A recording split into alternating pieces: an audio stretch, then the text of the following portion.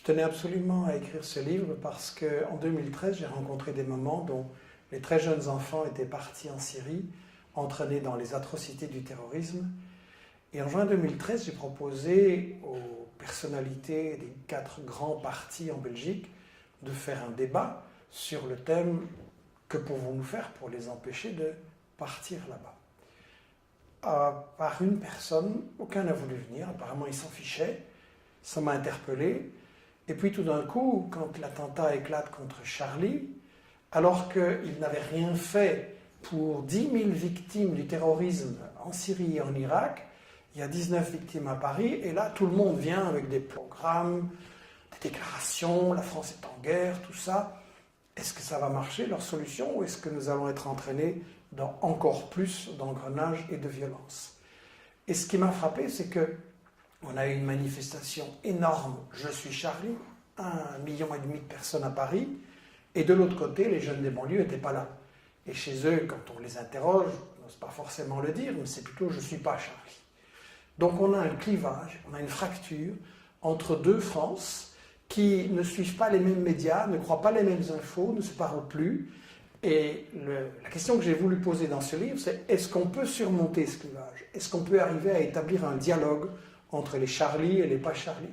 Et pour ça, il m'a semblé que la question clé, c'était de clarifier justement, sur base de faits évidemment, sur base de déclarations des propres dirigeants et services des États-Unis, quels sont les véritables liens entre les États-Unis et le terrorisme? Est-ce que vraiment ils les ont toujours combattus? En commençant cette enquête, j'ai été frappé par une déclaration de Laurent Fabius, le ministre français des Affaires étrangères. Il déclare à Marrakech en décembre 2012, je cite, « Le front al-Nosra fait du bon boulot contre Assad en Syrie et donc c'est très difficile de les désavouer.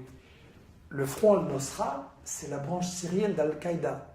Donc des terroristes d'Al-Qaïda sont soutenus par Fabius en Syrie. » Alors ça m'a rappelé une déclaration de James Baker, qui était le ministre des Affaires étrangères des États-Unis de George Bush, le père. Et en 1996, James Baker déclare, je cite, « Il n'y a pas de pays musulman plus intégriste que l'Arabie saoudite, et pourtant, c'est à la fois un ami et un pays important pour les États-Unis. Nous ne devons nous opposer à l'intégrisme que dans la mesure exacte où nos intérêts nationaux l'exigent. » Ça veut dire que les États-Unis ont donc parfois combattu le terrorisme et parfois l'ont utilisé. Et c'est ça qu'il faut voir au travers des différentes guerres des 30 dernières années. Les relations entre États-Unis et terrorisme, ça commence, disons, en 1978. En Afghanistan, une révolution vient d'installer un gouvernement d'inspiration socialiste, le gouvernement Taraki, et c'est la meilleure période de l'histoire de l'Afghanistan. On construit des routes, on ouvre des écoles, des hôpitaux, il y a l'émancipation des femmes, les mariages d'enfants sont interdits. C'est vraiment la meilleure période pour l'Afghanistan. Ça, c'est intolérable pour les États-Unis qui veulent absolument contrôler cette zone stratégique au centre de l'Asie, d'autant plus que le gouvernement afghan, nouveau, est assez favorable à l'Union soviétique. Donc il faut absolument le renverser. Le problème pour les États-Unis, c'est qu'ils sortent de la guerre du Vietnam, qu'ils ont perdu lamentablement. L'occupation au sol, ça n'est donc plus possible, il serait trop impopulaire. Et donc ils vont recourir à un autre stratagème, une guerre indirecte. Avec l'Arabie saoudite, ils vont recruter, financer, armer dans une opération secrète, la CIA, l'opération Ben Laden. Ils vont recruter 35 000 moudjahidines venus individuellement de 40 pays et ils vont former une armée de guérillas terroristes pour renverser ce gouvernement. S'il va y avoir des atrocités, ça va durer des années, ça ne va pas du tout être présenté comme ça dans les médias occidentaux, mais ça va être reconnu ouvertement par Brzezinski, qui était alors le responsable de la politique internationale du président Carter, et qui va reconnaître dans une interview au Nouvel Observateur en 1998 que oui, l'opération Ben Laden, c'est les États-Unis, que la mise en route, la mise en selle du terrorisme de Ben Laden, c'est les États-Unis et que le problème des islamistes, ils s'en fichent complètement. La méthode qui a tellement bien marché en Afghanistan, les États-Unis vont la réutiliser contre la Yougoslavie, d'abord en Bosnie, 91-95, puis contre le Kosovo, 98-99, et ça va être dévoilé par Sibel Edmonds, qui après le 11 septembre a été engagée comme traductrice par le FBI, et qui va constater que, en fait, la CIA, le Pentagone, les affaires étrangères ont collaboré contre la Yougoslavie avec des terroristes d'Al-Qaïda de très haut niveau et qui va le déclarer dans son témoignage, dans son livre Classified Woman. En 1998, le frère d'Al-Zawahiri, Mohamed, dirigeait une unité d'élite de l'armée de libération du Kosovo.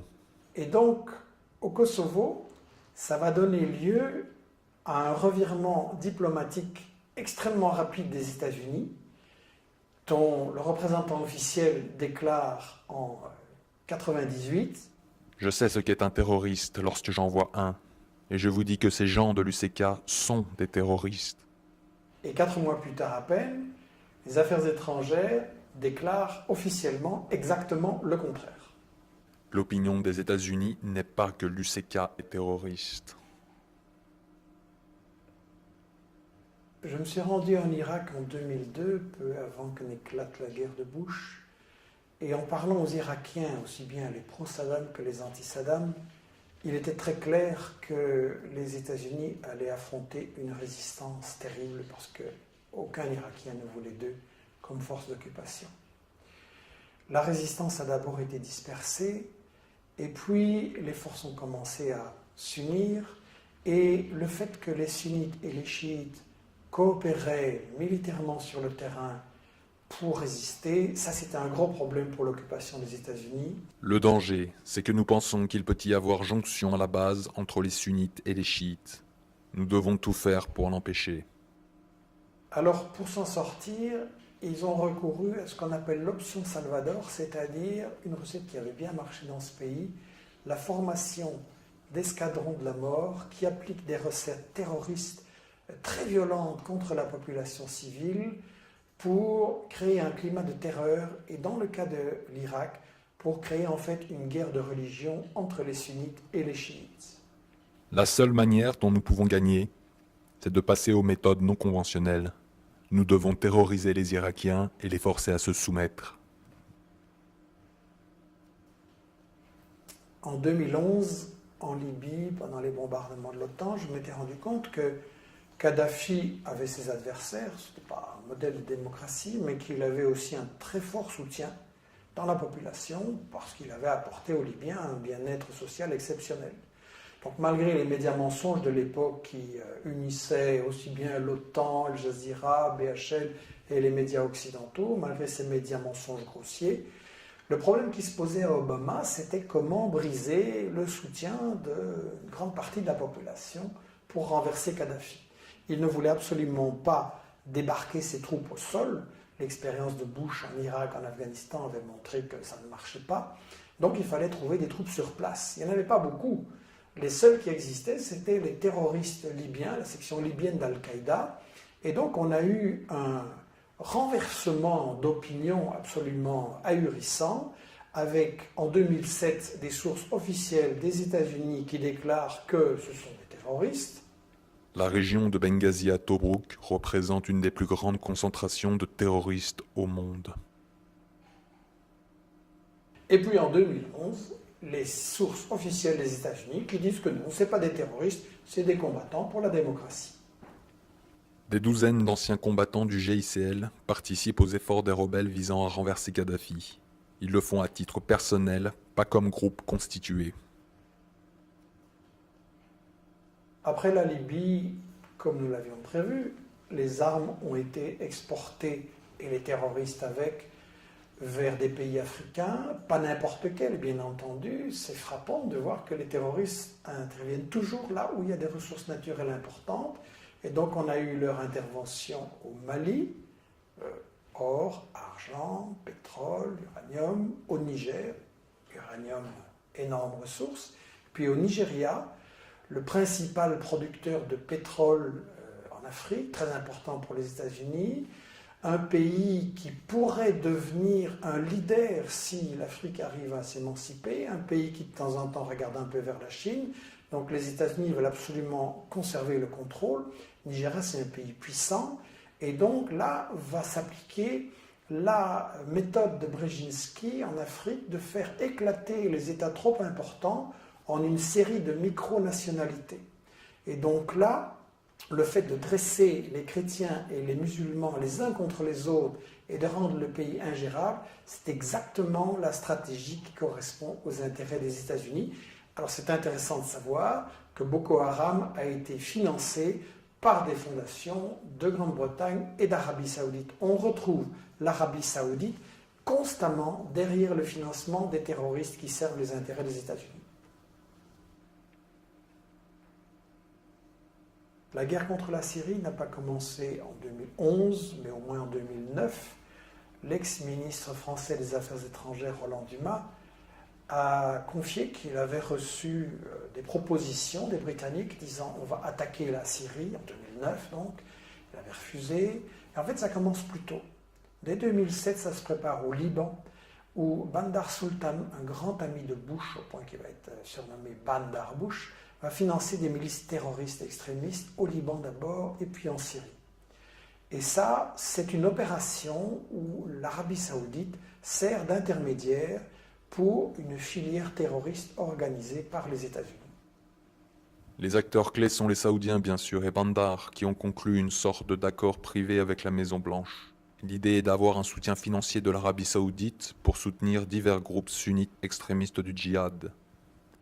Je crois que l'information sur tout ça, c'est trop important et qu'il faut absolument éviter qu'on se laisse entraîner dans cette guerre de religion. D'un côté, on a cette version de l'islam complètement fanatique, rétrograde, violente, qui est développée par les meilleurs amis des États-Unis et de l'Europe, l'Arabie Saoudite et le Qatar. Et de l'autre côté, on a, très très préoccupant en Europe, cette montée de l'islamophobie qui justifie la division des couches travailleuses entre elles sur le plan social ici et sur le plan de toutes ces guerres qu'on prépare contre des pays arabes ou musulmans. Il est vraiment fondamental de rétablir un dialogue entre les Charlie et les pas Charlie. La véritable liberté d'expression, je pense, c'est de pouvoir parler ensemble et débattre sans tabou sur les intérêts cachés et les stratégies cachées de ceux qui prétendent dominer le monde.